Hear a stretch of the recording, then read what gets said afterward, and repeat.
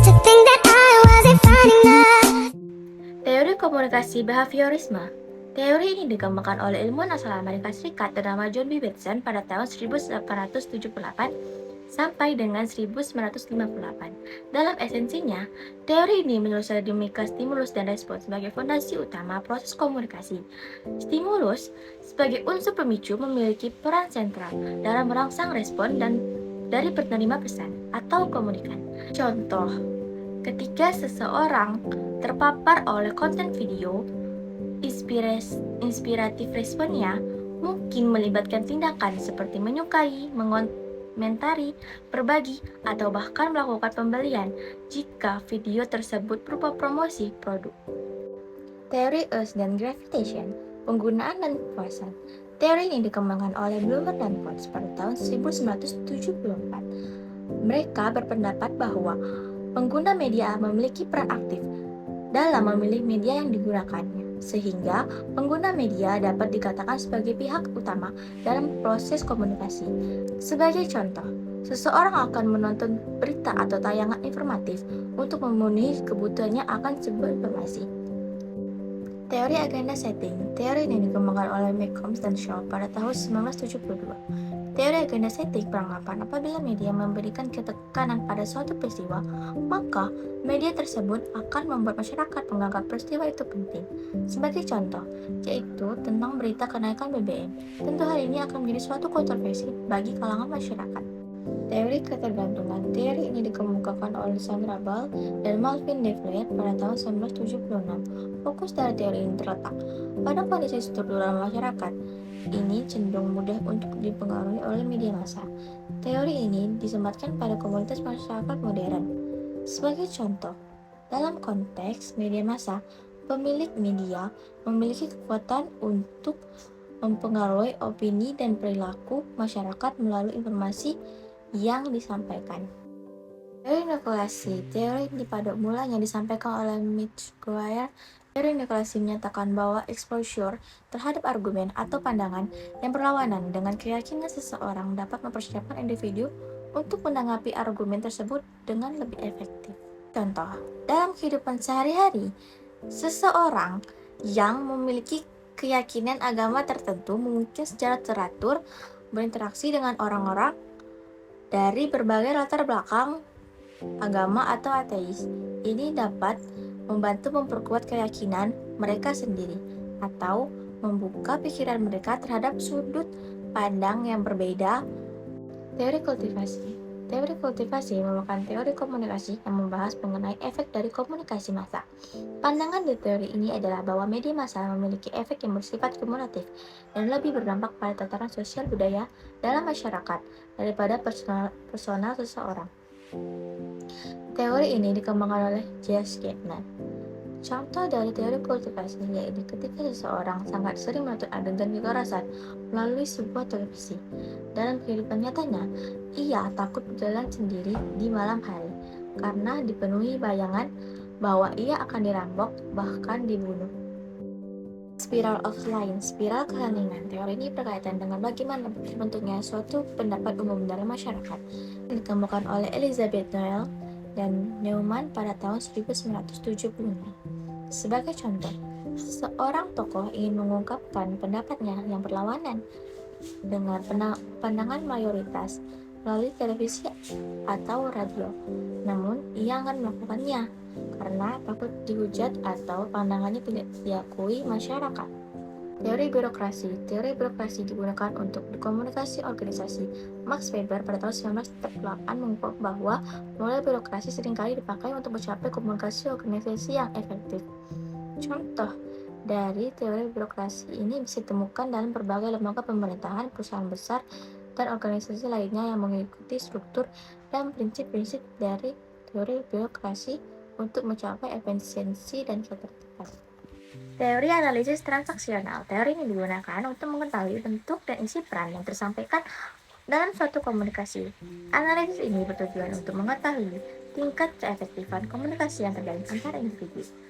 Eric Berne pada tahun 1960 adalah pengembang teori analisis ini yang dinilai cocok untuk digantikan dalam konseling kelompok.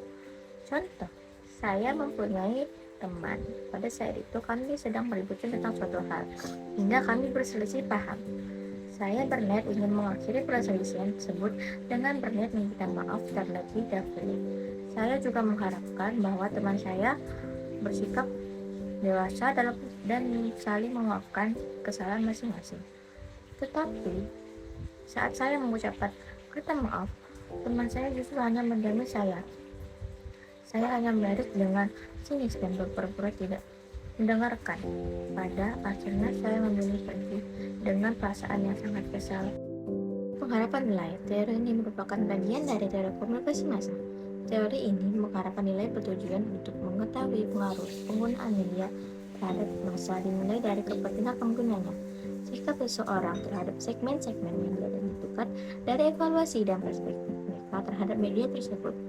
Teori ini merupakan turunan dari teori Hughes dan Gravitation. Sebagai contoh, seseorang mungkin memilih untuk menyampaikan pesan tertentu kepada orang lain karena mereka mengharapkan tanggapan yang positif atau respon yang baik dari penerima pesan. Selain itu, mereka juga menilai seberapa berharga atau pentingnya pesan tersebut bagi seorang penerima. Dependensi efek komunikasi massa. Dependensi efek komunikasi massa beranggapan bahwa kepercayaan individu kepada media berkembang apabila kebutuhan internasional yang tidak dapat ditemukan dalam pengalaman langsung terpenuhi. Sebagai contoh yang lebih singkat, yaitu individu yang sangat bergantung kepada media sosial untuk mendapatkan informasi dan interaksi mungkin lebih rentan terhadap pengaruh opini dan tren yang disajikan di dalam platform media sosial tersebut. Ini menunjukkan efek dependensi media di dalam membentuk pandangan dan perilaku individu dalam era digital. Nah, teori struktural fungsional. Tokoh yang mencetuskan teori ini diantaranya Auguste Comte, Emile Durkheim, dan Herbert Spencer. Pemikiran struktural fungsional dipengaruhi oleh pemikiran biologis yang menganggap masyarakat yang saling ketergantungan akibat konsekuensi dari bertahan hidup. Tujuan dari teori ini adalah mencapai keteraturan sosial. Contoh dari teori ini yaitu adanya sekolah sebagai tempat untuk membangun pengembangan individu dalam bersosialisasi. Teori difusi inovasi. Rogers pada tahun 1961 menjelaskan bahwa difusi adalah bentuk komunikasi yang bersifat khusus dan berkaitan dengan penyebaran beberapa pesan berisi gagasan-gagasan baru. Teori ini sering dikaitkan dengan proses pembangunan masyarakat. Contoh dari teori difusi ini yaitu perkembangan smartphone pada masyarakat yang awalnya tidak diterima pada masyarakat, akhirnya perlahan-lahan diterima oleh masyarakat luas. Teori komunikasi dua tahap. Teori ini didasarkan oleh penelitian yang dilakukan oleh Paul Salfers dan teoretikus lainnya. Teori komunikasi dua tahap membahas mengenai efek media massa dan pertama kali diterapkan pada kampanye pemilu umum 1940. Studi ini memiliki asumsi bahwa proses stimulus bekerja dalam menghasilkan efek ke media massa.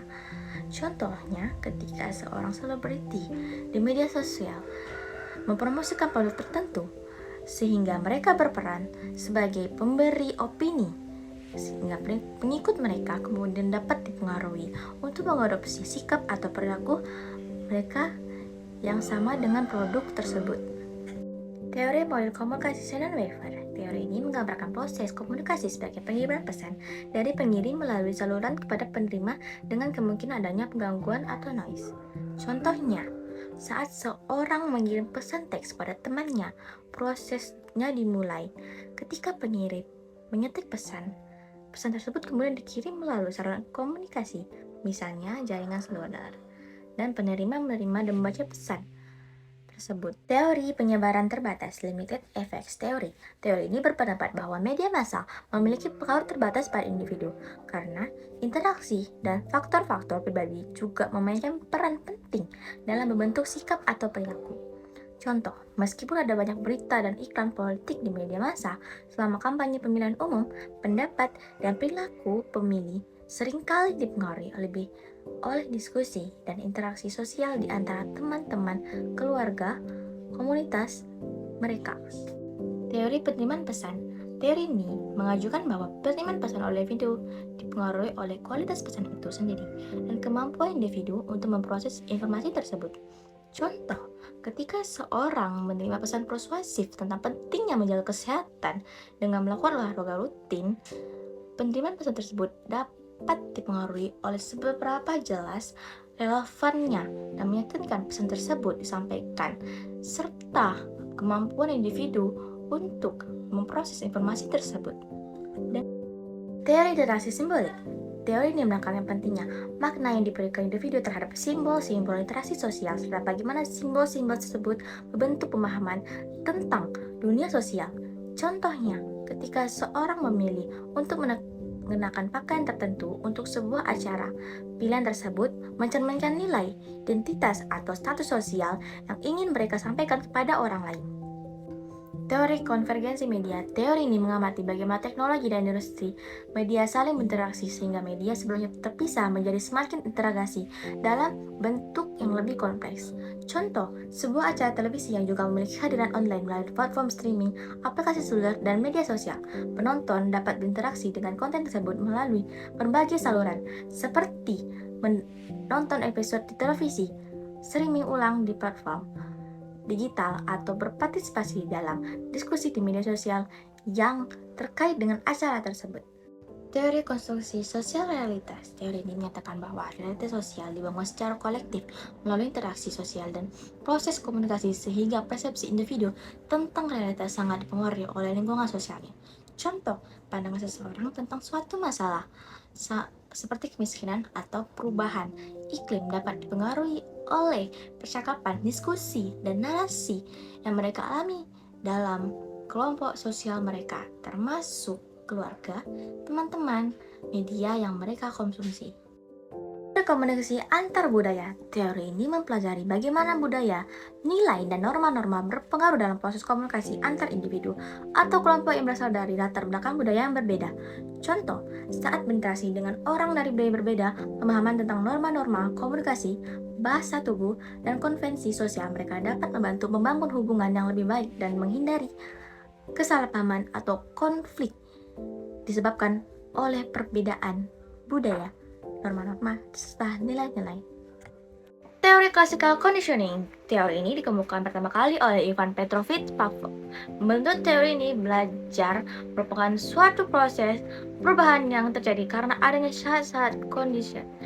Contoh, seorang anak awalnya tidak menunjukkan rasa takut pada tikus putih, tapi setelah tikus itu dihadirkan berulang kali dengan suara yang keras dan menakutkan, anak itu kemudian menangis ketika tikus itu diberikan sebagai hadiah. Teori bersama media atau teori media equation menyatakan bahwa orang cenderung memperlakukan media, komunikasi, dan komputer sebagaimana mereka memperlakukan dunia nyata atau manusia. Teori ini dikembangkan oleh Byron Rivers dan Clifford Nash pada tahun 1990. Contoh, ketika seseorang biasanya membaca berita di koran setiap hari. Namun, jika koran tidak tersedia pada suatu hari, individu tersebut mungkin beralih ke internet untuk membaca berita secara online atau mengikuti siaran berita televisi. Teori framing. Teori framing oleh Erving Goffman menyatakan bahwa media memiliki kecenderungan untuk memusatkan perhatian pada peristiwa tertentu dan kemudian menempatkannya dalam suatu konteks makna. Framing jadi topik yang signifikan karena memiliki potensi pengaruh besar. Contohnya, ketika sebuah masalah kesehatan disajikan oleh dalam media dengan framing yang menekankan pentingnya pencegahan dan perawatan masyarakat, dan cenderung lebih sadar akan pentingnya menjaga kesehatan mereka. Namun, jika framingnya lebih menyoroti ketakutan dan ancaman penyakit, orang akan merasa lebih cemas dan mencari informasi tentang cara menghindari risiko penyebaran tersebut. Teori persuasi. Teori ini mengajukan konsep bagaimana orang meyakinkan orang lain untuk mengubah sikap, kepercayaan, atau perilaku mereka melalui komunikasi. Contoh dalam kehidupan sehari-hari, yaitu seorang pemasar menggunakan teknik persuasif dalam iklan untuk meyakinkan konsumen dalam membeli produk tertentu. I won't waste my time trying to figure out